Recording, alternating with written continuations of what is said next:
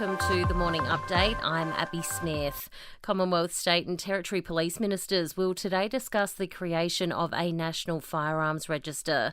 Federal Politics reporter Zach De Silva has more. The killing of 2 police officers and a bystander on a rural Queensland property last year sparked multiple calls for better tracking of guns in the community. Today, the nation's police ministers hope to make major progress. A National Firearms Register would improve communication between state, territory and federal law enforcement agencies.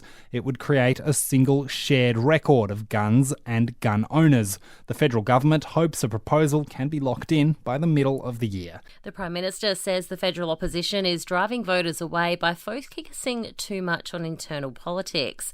Labor is celebrating a historic by-election victory in Aston in Melbourne's east, which had been held by the Liberals for more than 30 years. The win gives the government a 2-seat buffer in the lower house.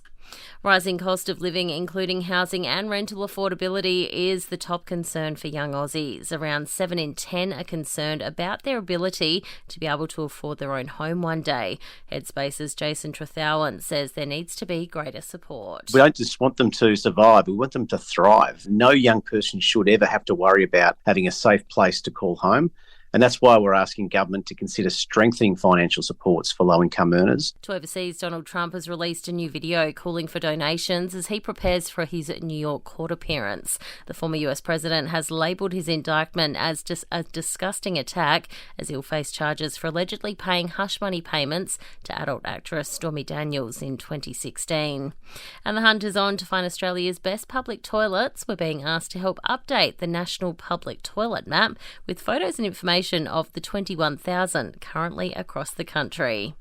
In entertainment news, King Charles is dealing with another no-show for his coronation next month. US President Joe Biden will not be among the 2,000 guests for the ceremony due to prior commitments. There could be trouble in paradise for Britney Spears and hubby Sam Asghari after the singer was seen without her wedding ring. It comes just days after Sam posted fun at reports he wasn't wearing his and posted a slew of wedding band selfies.